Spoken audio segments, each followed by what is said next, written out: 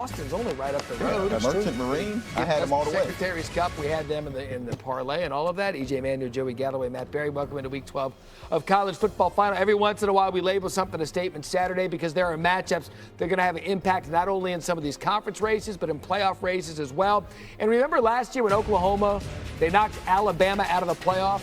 Well, it was another big one this time in Tuscaloosa for the Tide have won 17 consecutive games at Bryant-Denny Stadium. So no way Kalen DeBoer would let it happen twice after beating the hell out of the goalpost. Let's find out what happens. Ty Simpson picked off by Eli Bowen, 87 yards. This is kind of the story of this game. The Oklahoma defense gets a touchdown early to go up by 2 scores. Guys, it really was. It was an onslaught of Boomer Sooner.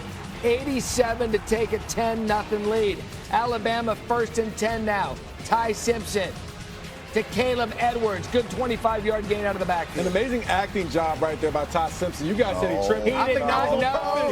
EJ, stop it. It was not on purpose. 10-7, Daniel Hill. Alabama gets right back in this. Later in the quarter, same score, 1st and 10. How about John Mateer? He had a pretty good game to start. This was after a punt fumble that Oklahoma got the ball back, and they scored here. And think about it. Now, this is the second turnover in the game, and Oklahoma has scored another touchdown. 17-7, but you knew Simpson wouldn't go away. Josh Cuevas, he takes it in now 17-14. Yeah, Simpson really started to settle in that second half. Struggled in the first, but started finding his receivers down the field. 20-14 now, Oklahoma hanging on. Isaiah Horton, look at this throw to the 3. And Simpson missed a couple throws in this game, but this one is thrown absolutely perfect. So then Hill punches it in again. Alabama grabs their first lead of the game, 21-20. Couple of Alabama possessions later, 3rd and 9. Simpson under pressure. Watch the ball get popped out. Yeah, and this is an amazing play right there by Wine coming in. And we wondered, could they get a pass rush on Ty Simpson without R. Mason Thomas? Oklahoma settles for a field goal, 23-21. Now, Alabama with the ball under the 2.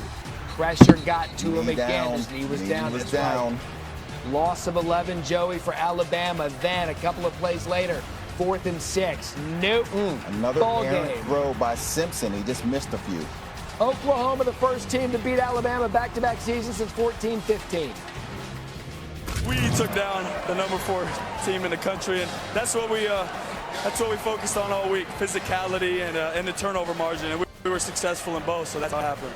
Yeah, it wasn't perfect, but we were facing a very good defense, and we understood that. And, I felt like we were executing better today than we have probably the previous couple weeks against a very good defense. And so, the big mistakes are the ones that hurt us. We just shot ourselves in the foot.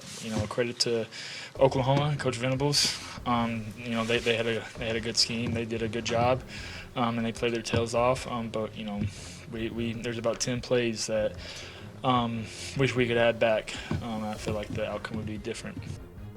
So we're starting to see resumes now develop. Oklahoma, its 4th win against an AP-ranked opponent this season. That's tied with Alabama for the most in FBS. Sooners just the 3rd team in the last 15 seasons, as I said, to beat the Crimson Tide back-to-back. The last to do it was Ole Miss when Hugh Freeze was their head coach. Okay, so if you thought that game was good, let me take you to a place where Texas A&M was looking to be 10-0 for the first time since 1992. College Station rocking. Early on, A&M not rocking. Marcel, it was just bad.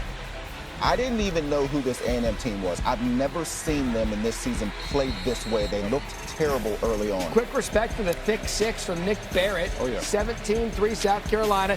Then Lenoris Sellers to Nick Harbor all the way. Yeah, and this is what happens when Sellers starts to move around the pocket and he gets a ball off to Nick Harbor, who shows the track speed, takes it in for a touchdown. It was 30-3 at the half. Since 2004, teams are 0-286 in SEC play when trailing by at least 27 points. Shane Beamer was like, we got this. No one told A&M. Fired up at the half, and then a new A&M team came out, including Marcel Reed. First drive of the 3rd quarter, and all of a sudden, Marcel Reed woke up on a 4th and 12. Yeah, we kind of just looked at each other. We're like, this is different because this is how they've been playing. Isaiah Williams, touchdown. Yeah, a great wheel route right there by Isaiah Williams up the sideline. Reed hits him in stride. All right, guys, still a lot of work. Still 30-10. They still have to come back from a big deficit. Okay, let's find Ashton Bethel-Roman now 30-17. Bethel-Roman, 4 catches, 139 yards, touchdown, dropped a couple balls in the first half. Guys, still a 13-point deficit. Wait a second. Nate Borkacher. Oh, my. And I love the way that Borkacher set in the hole right there in the zone defense, allowing Reed to hit him on the chest. They nearly erased the entire deficit in the third quarter. Now you're in trouble. In the fourth, E.J. Smith, A&M grabs the lead. Deficit gone. Emmitt Smith's son. This is crazy. Whoa, whoa. This is their fourth turnover of the game to put it away. Yep. Is he in? Ooh, Lake another look. Knee down. South Carolina does take over. They could. You're right. They could have put him away. Yep. 4th and 16. South Carolina really did nothing with this drive. No, they didn't. And look, A&M's defense got better, but South Carolina, this is an embarrassing loss. You go into the half up 27 points, you take an L.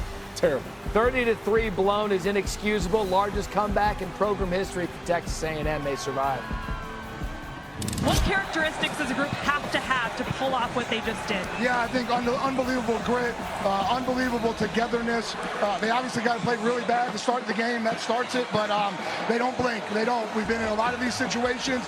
We found ways to find wins. No one panicked on our sideline, and we just made a heck of a lot of plays in the second half. Our biggest competition all year has been ourselves, and we killed ourselves in the first half, whether it was drop passes, we couldn't run the ball, or I was turning the ball over. It was all us. It had nothing to do with them at all.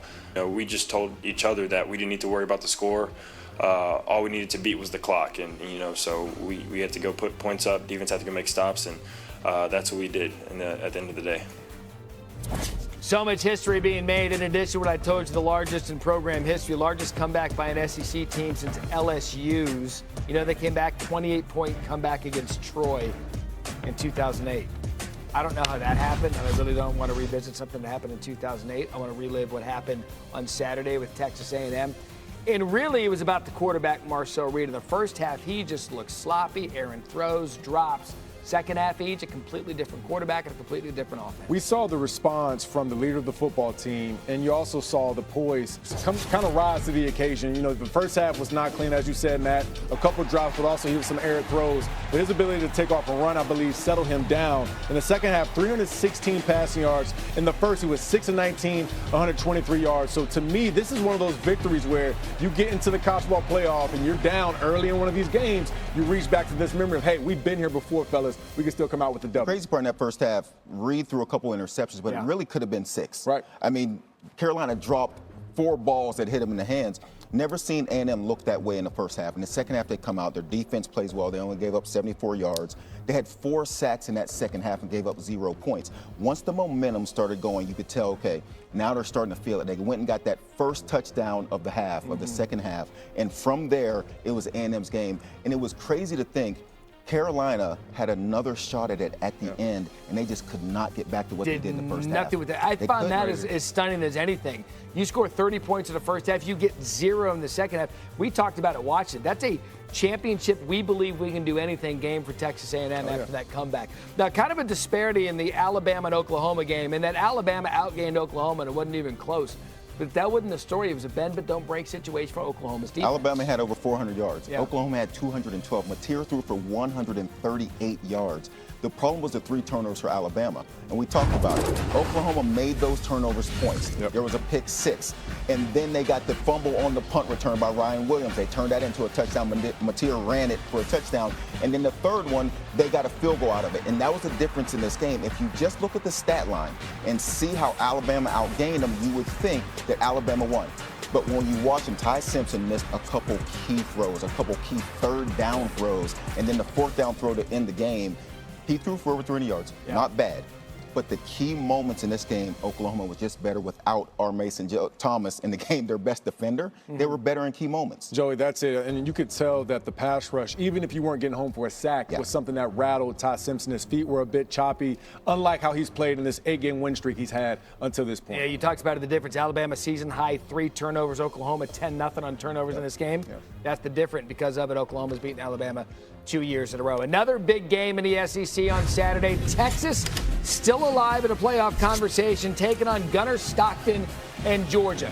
And I'm just warning everyone now, Georgia is rounding into championship form. Stockton loves Noah Thomas early in And the the reason they're rounding in is now they're playing 4 quarters. Early in the season, they were really good second half, not in the first. This game, really good in the first We half. kind of saw it a week prior, Mississippi State. People thought maybe the Bulldogs would keep that close. Georgia put an end to that. Zachariah Branch here at 30 yards. Zachariah Branch, one of the most bright spots in the transfer portal for this Georgia offense. Completely versatile kind of player. He gets inside the 10. Look what Gunner does. Finds Thomas again. And you can see Gunner has plenty of time in the pocket, no pressure whatsoever. Offensive line does a nice job, and he hits a touchdown. So 14-3. And I'll say this.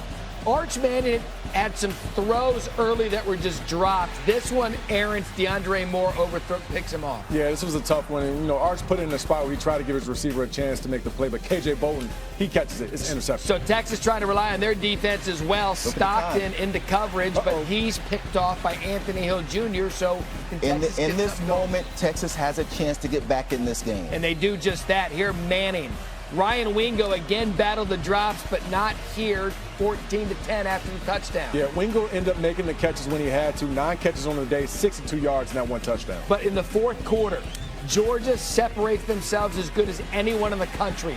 London Humphreys wide open. And Stockton was 24 of 29, 239 yards, 4 touchdowns. And look what Kirby does here.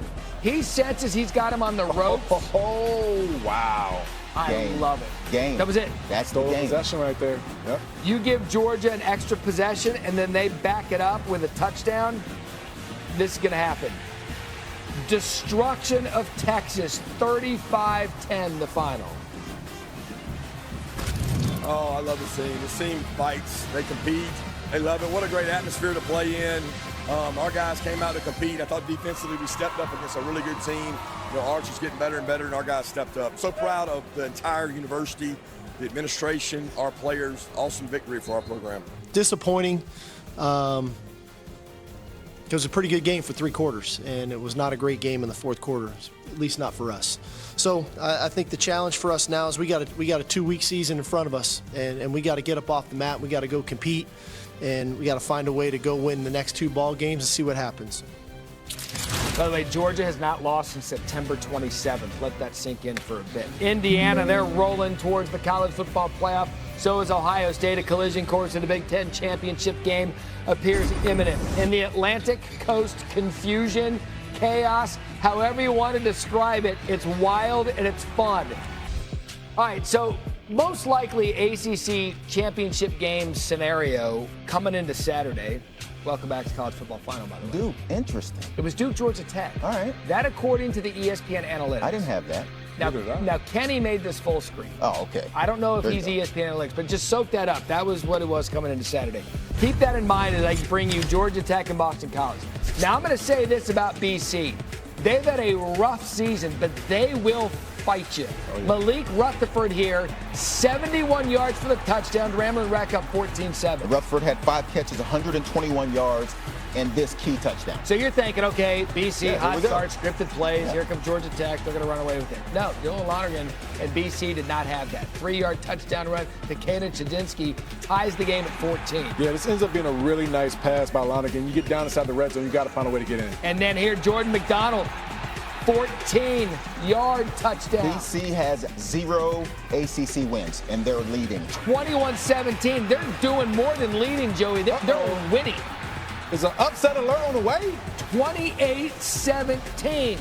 No panic in Brent Key. No panic in Georgia Tech. Jamal Haynes failed 2-point conversion. Georgia Tech doing what they do. They ran for 257 yards in this game. Here it goes again. Here comes Jordan Allen. Now you're thanking the dam broke 54 yards. The good old jet sweep. It breaks the back of the BC.